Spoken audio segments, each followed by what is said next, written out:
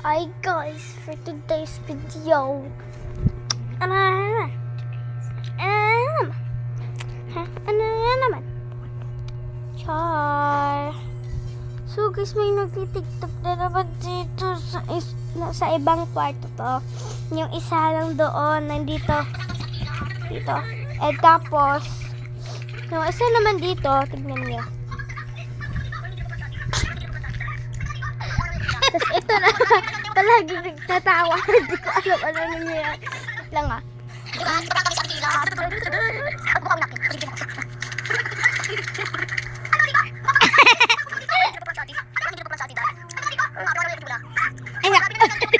Tignan mo. Palagi silang nagtatawa.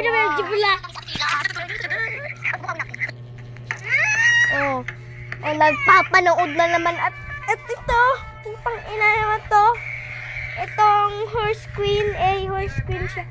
Mabad na si Tilin kay kanina mga pasiksi. Tingnan mo, di ba? Ano? Bito. Napasiksi dahil kuligan. Basa ka ba? Di ba? Uga. Tapos pag August, ano na? Pag August 24, Sabado na, oy. Pupunta na kami sa Manila. Sa Manila, oo, tama siya, sa Manila.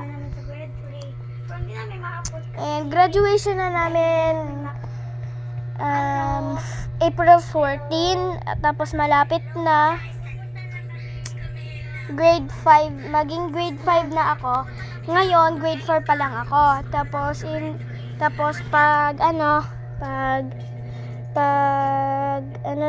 pag graduation na, grade 5 na ako. Bayadong. Tapos ito, magiging grade 4. Ito, magiging grade 3. Pero maganyan, te. No, uy, puta. Ako na naman yun. Ako naman yung nagsabi. Ito si Yana.